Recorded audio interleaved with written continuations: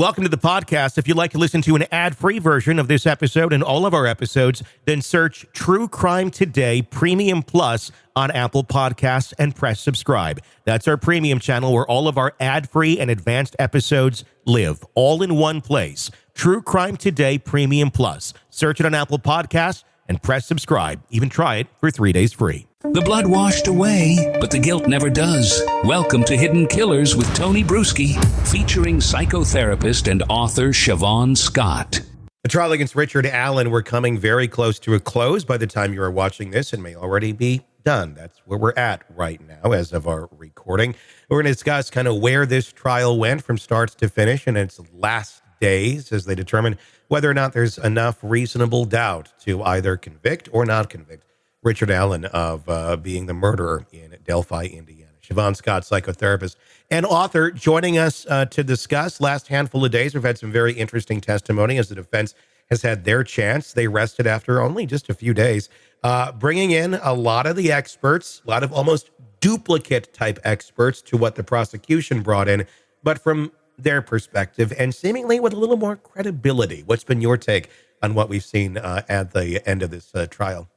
I am so pleased at the quality of the experts the defense has brought in, and I have tried to keep a very open mind on this case. It's been a weird case, but I've said for a long time, one of the most core factors, certainly in looking at guilt or innocence of Richard Allen for me, has been the timeline of when his psychotic symptoms started and how that aligns with the confessions, the 60 plus confessions. Mm-hmm. And I feel like I got answers to that. I took pages and pages of notes that now it's been broken down. And what I have learned is that we had a man who entered the prison that he's in with no psychotic symptoms. Mm-hmm. Now, he did have a diagnosis that he had had since childhood of major depressive disorder, which some people with major depression can become psychotic. Mm-hmm. And certainly under stress, they're more prone to it than other people. And we also know that people who are psychotic may very well confess to things that they didn't do. And so when we're looking at, is this a legit confession or is this a false hallucination, delusion confession? We have to know, were they psychotic when they started making the confessions? So we know that the first 4 months, according to Dr. Walla, who was the prison psychologist, Richard Allen was not psychotic. And then after 4 months, he had a religious conversion that happened very quickly. He began sleeping with his Bible and talking about wanting to be forgiven. And it happened like that. Mm-hmm. I think this was I believe it was in March. Yes, March 23. That was the beginning of the psychosis for him. And we often see these kind of almost bizarre, rapid fire religious conversions. That can be an early sign of psychosis. And again, not saying that all religious people are psychotic. Sure, yeah. But when it happens like this, that's a red flag to me. Now, Dr. Walla, I have a lot of concerns about her at this point, based upon all the things that we've heard. She consistently maintained that when he started with some of the bizarre behavior, he was malingering, which means feigning symptoms for some kind of benefit. I think she was wrong. And clearly, over the course of the few weeks after that religious conversion, he became increasingly psychotic. The eating feces, the naked, the masturbating while singing. I mean, just the bizarre behavior. I don't think people eat feces when they're feigning psychosis. I just, sorry, I can't go there. Now, I think there's bias within the prison system toward believing people are malingering because they do see a lot of it. It does happen a lot. But I think that can create a biased perception. And I am fairly certain, I'll stick my neck out and say that Dr. Walla was biased. This is also the psychologist who was inundated, with her true crime material. And we know a lot of the stuff online has been painting him as guilty, for a long time now, ever since he was targeted as a suspect. Yeah. So I think we had very poor treatment with Dr. Walla. There was no testing done. We can do psych testing that looks for malingering. That was never done. I don't see any excuse for that. I mean, to me, that's, malpractice. Eventually, Dr. Walla did call in her supervisor and another clinical person to take a look at him. And that's when they decided, okay, he is psychotic, and let's start some Haldol. They gave him an injection of Haldol. Was that the right medication? Not everybody responds to Haldol. It's an older medication. It's cheap. It was worth a try. I don't know that it helped. It may have helped a bit. But he did start to improve over time after he had had another dose and doses after that. So I think there was no question he was psychotic. I think he was psychotic before Dr. Walla understood what was happening. And I think maybe at that point she had difficulty backtracking. So that's why she called in some other people to take a look. And then we had testimony from, it was Dr. Westcott, who's a neuropsychologist, excellent credentials. And she did testing. She spent hours and hours with him, looked over all the records, and ended up with a 127-page report on this. And I think she did excellent work. It was well documented that he was psychotic. He had been psychotic for after the first 4 months of solitary confinement.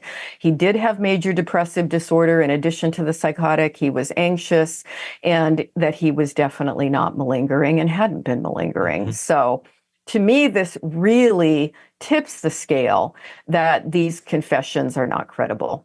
Why do you think it is that Dr. Walla didn't, do her due diligence on that until after a while calling other people in? I mean, like you said, it's malpractice at a certain point where it's why? I mean, if she wants to do certain tests, can she do them? Does she need a court approval? Does she need investigative approval or something to do that with the client? Or is that up to the doctor at that point? I am guessing that it was within her discretion to choose to do it or not do it. And it makes no sense to me because I always will look back on, somebody's unusual symptoms. And if I don't understand what's going on, immediately you get another set of eyes on the person, you get some more opinions. And if you can have testing done that's going to give diagnostic clarification, that's the ethical thing that you do. And you fight for that. So this is, I think, a case of malpractice, with the treatment he received in prison. She was seeing him for a long period of time. She was seeing him daily. Yeah. But I have real concerns about her possible bias, that she had already decided he was guilty and therefore was looking through a lens and a filter that she only saw what she wanted to believe. It's scary. Which is horrible. Siobhan Scott, psychotherapist and author, thank you for joining us. Now, as this trial barrels towards its conclusion, one thing is abundantly clear. The case against Richard Allen has left a trail of unanswered questions and ethical concerns. From the shaky confessions extracted during what experts describe as a psychotic break to forensic evidence that's been relentlessly picked apart. This isn't just a test of Allen's innocence or guilt. It's a litmus test for the justice system in Delphi. What started as a straightforward quest for justice has spiraled into a tangled web of missteps, bias, procedural failures that could haunt this case long after the verdict is read. The defense's strategy in these final days has been nothing short of methodical, aimed squarely at dismantling the prosecution's narrative piece by piece. They've brought in top-tier experts to challenge everything from the timeline of the murders to the forensic methods used to link Allen to the crime scene. Perhaps the most explosive revelation came from the digital forensic expert who testified about Libby German's phone. According to her, a headphone jack was plugged into the device hours after the girls were last seen. That singular detail, it shakes the foundation of the prosecution's timeline, suggesting either the girls were alive longer than previously believed, or, more disturbingly, that someone else was involved in their deaths. And yet the prosecution has offered no plausible explanation for this anomaly, leaving jurors to connect the dots themselves. Then there's the matter of Richard Allen's confessions, more than 60 of them, given while he was held in solitary confinement. The prosecution has learned and leaned very heavily on these confessions, but the defense argues they're anything but reliable. Psychiatric experts have testified that Allen was in the midst of a severe psychotic breakdown, triggered by over a year in isolation. His behavior during this time was described as textbook psychosis. Textbook. Eating feces, stripping naked, bizarre religious delusions. These aren't the actions of a rational mind, let alone one capable of making credible admissions of guilt. Yet despite clear signs of mental deterioration, the prison psychologist repeatedly dismissed Allen's symptoms as malingering, a damning oversight that could amount to maybe even malpractice. It's not just the psychological evidence under scrutiny. The forensic evidence, once touted as the cornerstone of the prosecution's case, has come under fire as well. A key piece of this puzzle is the unspent cartridge found near the girls' bodies, which the state claims matches Allen's firearm. But the defense's firearms expert dismantled this claim, arguing that the methodology used to make the match was fundamentally flawed. According to him, comparing markings on fired versus unfired cartridges is like comparing apples to oranges. Without this physical link, the prosecution's case becomes even more precarious, relying heavily on circumstantial evidence and those disputed confessions. What's striking is how the prosecution seems so confident heading into the trial, as if they believe their evidence would be enough to silence any doubts. Instead, the defense has turned the spotlight on the glaring inconsistencies and procedural failures that have plagued the investigation from the very start. Questions about law enforcement's handling of the case, potential biases, and even the competency of their forensic analysis room very large. At times, it feels like a criminal trial, or less like a criminal trial, I should say, and more like an expose on how not to conduct an investigation. If Richard Allen is acquitted, it will raise serious questions about how the system allowed an innocent man to be accused and nearly convicted based on such fragile evidence. But even if he is convicted, the specter of reasonable doubt will linger, casting a shadow over the entire process. And for the families of Abby Williams and Libby German, the conclusion of this trial may bring a verdict, but it's unlikely to bring closure.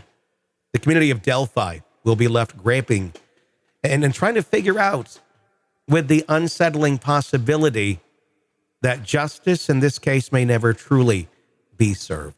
In the end, this trial isn't just about Richard Allen. It's about the justice system that's failed to rise to the occasion when it mattered most. The stakes couldn't be any higher. And as the jury prepares to deliberate, they carry the weight of their decision that will echo far beyond the walls of the courtroom, whether Allen walks free or spends the rest of his life behind bars. The question remains, did the system do its job, or did it fail everyone involved? I'm Tony Bruschi. We'll keep following this case for you. Thanks for listening. Be sure to press subscribe wherever you download podcasts so you don't miss any updates on our reporting. Welcome to the podcast. If you'd like to listen to an ad-free version of this episode and all of our episodes, then search True Crime Today Premium Plus on Apple Podcasts and press subscribe. That's our premium channel where all of our ad-free and advanced episodes live, all in one place. True Crime Today Premium Plus. Search it on Apple Podcasts and press subscribe. Even try it for 3 days free. You're neck deep in a dark, twisted tale, and just as the tension peaks, bam, a commercial about some miracle diet pill breaks the spell. It's like finding a fly in your soup after the first bite. But here's the fix. True Crime Today Premium Plus on Apple Podcasts. You get to enjoy your crime stories without the junk. Ad-free episodes, extended interviews that go beyond the surface, and early access to all the gruesome details. It's like swapping out a can of cheap beer for a glass of fine whiskey. So search for True Crime Today Premium Plus on Apple Podcasts. Subscribe and keep the darkness flowing uninterrupted.